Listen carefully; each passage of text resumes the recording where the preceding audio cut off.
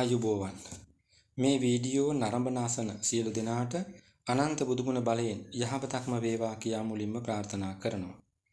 පළමු අපේ අරමුණ හඹා යන සැලැස්ම මතක් කළොත් ඒ සැලැස්ම පියවර 4කින් යුක්ත බව මතක ඇති. ඒ 4 පෙළ ගැස්ුවේම ආධුනික අයටත් මේ විෂය ඉගෙනගෙන තමා වටේ ඉන්න අයගේ ජීවිත සැපවත් කරගන්න සහාය වීමේ පිරිසිදු සිටිවිල්ල. ඇයි ඔච්චර පරාර්ථකාමී කියා කෙනෙක් ප්‍රශ්න කරන්න පුළුවන්. මුලින්ම ඒකට පිළිතුරක් ගොනු කරනවා නරඹන අහන අයට ඒකිනුත් සිතක් වෙන නිසා. පිළිතුර මෙහෙම ගොනු කරන්නම්. පුංචි කාලේ ඉඳන් දශක කීපයක් එක දිගට දුක් විඳපු කෙනෙක් මම. මුල් කාලේ මට හිතුනේ අපි දුප්පත් නිසා දුක් විඳිනවා ඇති කියලා. ඒත් මා දුප්පත් පවුලක ඉපදුනේ ඇයි කියලා විමසන්න ගියේ නෑ. නැත්තේ බුදු පියාණන්ගේ ඇසුරක් ඒ කාලේ එච්චර තිබුණේ නැති නිසායි. උන්වහන්සේ ටිකෙන් ටික ඇසුරු කරන විට දුප්පත් වීමටත් හේතු තියෙන බව මට ප්‍රත්‍යක්ෂ වුණා. මජ්ක්‍ධිම නිකාය චුල්ලකම්ම විභංග සූත්‍රයේ තමයි ඒ ගැන නිශ්චිතව සඳහන් තැන. ඒත් මානසික වද වේදනාම එන්නේ ඇයි කියලා එතනවත් නිශ්චිතව සඳහන් නැහැ. ඒ නිසා කාලයක් කේන්දරයේ උස්සගෙන රටවටේ ගියා. ගියාට හරි විනිශ්චයක් ලැබුණේ නැහැ. එකිනෙකා කියන දේවල් පරස්පරයි. නමුත් ඒ සෑම කෙනෙක්ගෙම මට අනුමාන ඥානයක් ලැබුණා. අතීත ඍෂිවරුන්ට පින් සිද්ධ වෙන්න ලියවී ඇති. පතපොත පරිශීලනය කරමින් නුවණින් විමසන විට එසේ ලැබූ අනුමාන ඥානයේ ප්‍රත්‍යක්ෂ ඥානයක් දක්වා දියුණු වන බව අදටත් මං අත්දකිනවා. ඒ නිසා මේක නරඹන අයටත් මං කියන්නේ බුදු පියාණන් ඇසුරු කරන අතරේ හැකි පමණින් මේ විෂයත් ඉගෙන ගන්න. එහෙම කළොත් කවුරුවත් හරියට කියන්නේ නැහැ වැනි ප්‍රශ්න බාහිරට පණින එක සෑහෙන්න අඩු වෙනවා. අත්නොහැර කළොත් බාහිරට ඇඟිල්ල දික් කරන එක සම්පූර්ණයෙන්ම නතර වෙයි. අන්න එතන තමා සැබෑ සැපේ තියෙන්නේ. එතනට ඒක එන එක ලෙහෙසි නෑ. ජ්‍යොතිෂයේ පැත්තෙන් ලෙහෙසි කරවන්නමයි පළමු දේශනාවේදීම අපේ පැහැදිලි සැලැස්ම පෙන්වුවේ. එහි පියවර 4කින් යුත් එහි පළමු පියවර ගිය දේශනාවෙන් නිම වුණා. කෙටි දේශන 5ක එකතුවක් වන එයින් කලේ ප්‍රවේශයේ සකසා ගැනීම. එහෙම කිරීමේ ආරමුණ තමයි ජ්‍යොතිෂ සිද්ධාන්තමය රීති ටික කැමැත්තෙන් හා ප්‍රියතාවයකින් ඉගෙන ගැනීමට හොඳ පසුබිමක් ඇති කිරීම. සිද්ධාන්ත අතරත් පහත ටික විශේෂයි. ඒ ටිකත් මැනවින් හසු කර දෙන්න ප්‍රශ්නගත කොටුවක් නිදසුනට ගන්නවා. කොටුව තමයි 7 වැන්න. පුරුෂයෙක් නම් බිරිඳ ගැනත් ස්ත්‍රියක් නම් සැමියා ගැනත් කියවෙන්නේ කේන්දරයේ 7 වන කොටුවෙන්. ඒ දෙන්න ගැන කියවුණාට පිරිමියා බිරිඳ සමගත් ගැහැණිය සැමිය සමගත් ගත කරන විවාහ ජීවිතයේ පෝෂණය කරන කොටුව ගැනත් විවාහ ජීවිතයේ ෂේ කරන කොටුව ගැනත් අවධානය යොමු විය යුතුමයි. විවාහය පෝෂණය කරන්නේ 7 වැන්නෙන් 2 වැන්න වන 8 වැන්නෙන්. විවාහය ෂේ කරන්නේ 7 වැන්නෙන් 12 වැන්න වෙන 6 වැන්නෙන්. 7 වැන්නට ඔය කොටු දෙක එක්කල විට කොටු 3යි. දූ පුතුන්ද නියෝජනය වන පවුල ගැන කියවෙන්නේ දෙවැන්නෙන් බව මතක ඇතිනේ.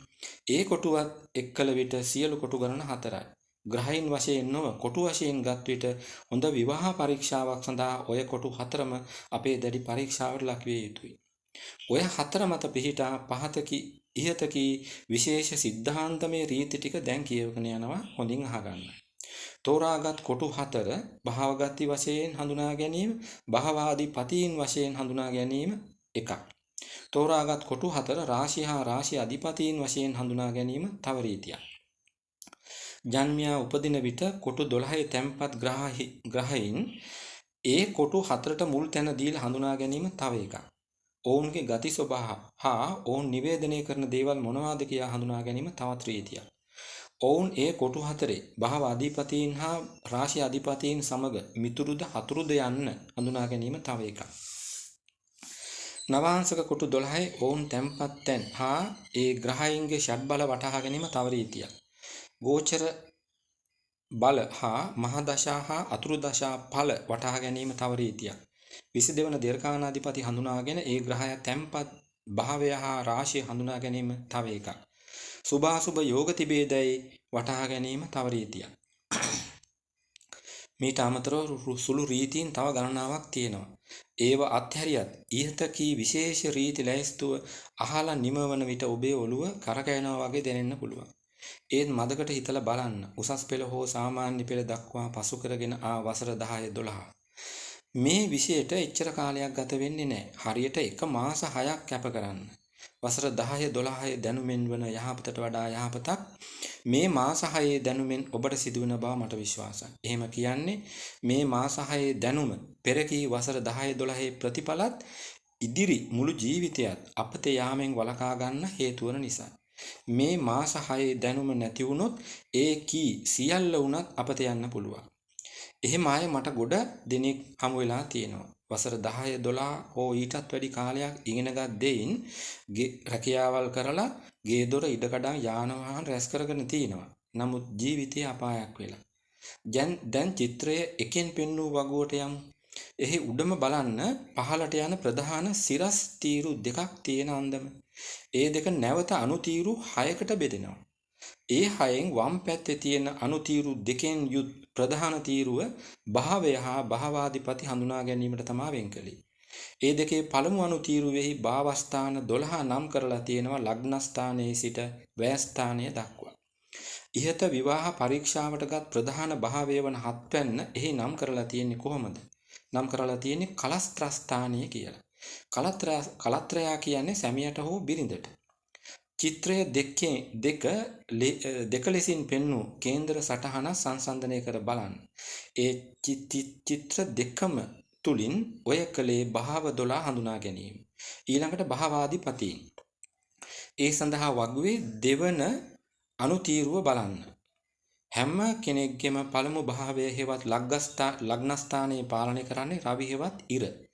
දෙවන භාවය හේවත් ධනස්ථානයේ පාලනය කරන්නේ ගුරු. ඔය අනුසාරයෙන් භාවාධිපතීන් හඳුනා ගැනීමත් අපහසු නැහැ. දැන් වගුවේ දකුණෙන් නැති අනුතීරු 4ට යමු. ඒ 4න් පළමු අනුතීරු දෙක වෙන් කළේ මේෂ ලග්නයේ මත රාශි අධිපතීන් හඳුනා ගන්න. දෙවන අනුතීරු දෙක වෙන් කළේ වෘෂභ ලග්නයේ මත රාශිය හා රාශි අධිපතීන් හඳුනා ගන්න.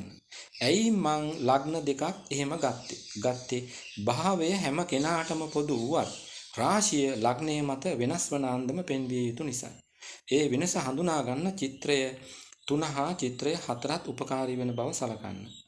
වගුවට හා ඒ චිත්‍ර දෙකටත් අනුව පළවන භාවය ලග්න දෙකටම ලග්නස්ථානයේම තමයි. නමුත් මේෂ ලග්නයට පළවන කොටුව මේෂ රාශිය වන විට වෘෂභ ලග්නයට ඒ කොටුවම මේෂය නෙමේ වෘෂභය වෙනවා. ඔය අනුසාරයෙන් භාවය හා භාවාධිපතීනුත් රාශි අධිපතීනුත් වටහා ගැනීම අපහසු නැහැ. අද දේශනය මින් නිම කරනවා.